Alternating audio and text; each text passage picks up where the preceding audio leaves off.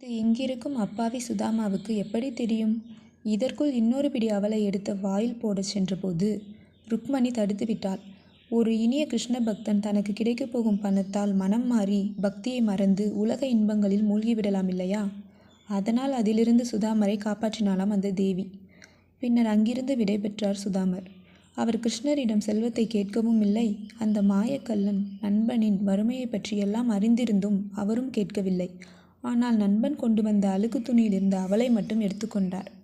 பிறர் பொருளுக்கு யாரொருவன் ஆசைப்படுகிறானோ அவன் அவ்வாறு பெற்றதை ஆண்டவன் ஏதாவது ஒரு வழியில் பறித்து விடுவான். சுதாமரின் வாழ்விலும் இதுவே நிகழ்ந்தது.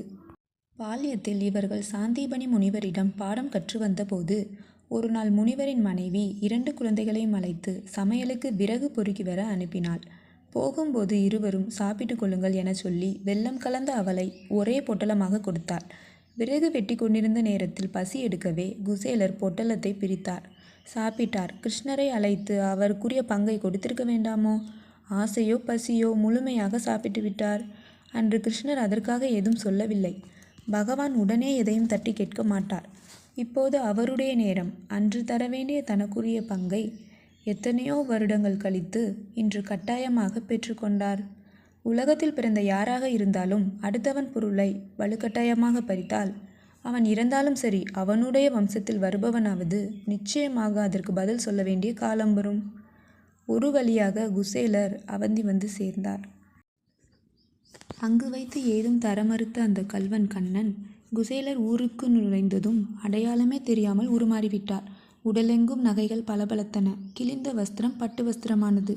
பகவானின் இந்த விளையாட்டில் அவருக்கு விருப்பமில்லை. இருந்தாலும் கிருஷ்ணநாமத்தை விடாமல் சொன்னபடி வீடை தேடி அலைந்தார். சுசீலை அவரை ஒரு மாடத்தில் நின்று அழைத்தாள். இது நம் வீடுதான், இங்கே வாருங்கள் என்றாள். குழந்தைகள் தங்கம், வைரம், மாணிக்க சிறுதேர் ஓட்டி விளையாடி கொண்டிருந்தனர்.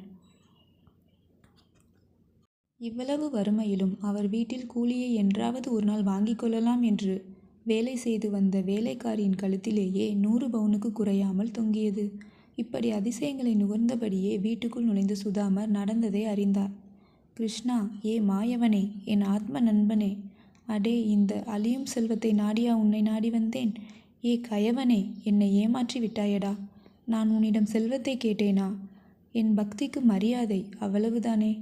தாமோதரா, என் இதயத்தில் உறைபவனே, பக்தன் என்றால் யார் தெரியுமா உனக்கு? யார் ஒருவன் தன் கஷ்டத்தை கடவுளிடம் கூட சொல்ல மாட்டானோ, அதை அவன் கொடுத்த வரப்பிரசாதமாக எண்ணி அதையும் அனுபவித்து ரசித்து வாழ்கிறானோ அவனே பக்தன். உன்னிடம் நான் தினமும் என்ன கேட்கிறேன்? அழியா உலகான வைகுண்டத்தில் ஒரு இடம், உன் கமலபாத தரிசனத்தை தினமும் காணும் பாக்கியம். இந்த நிரந்தர செல்வத்தை நாடியல்லவா வந்தேன். பரந்தாமா, இந்த செல்வம் எனக்கு வேண்டாமடா, என்னை உன்னோடு சேர்த்துக்கொள் என கதறினார். நண்பரின் கதறல் கண்டு கண்மணி கிருஷ்ணர் பொறுப்பாரா? வந்து விட்டார் சங்கு சக்கர காதாதாரியாய். குசேலர் அவருடன் ஐக்கியமானார்.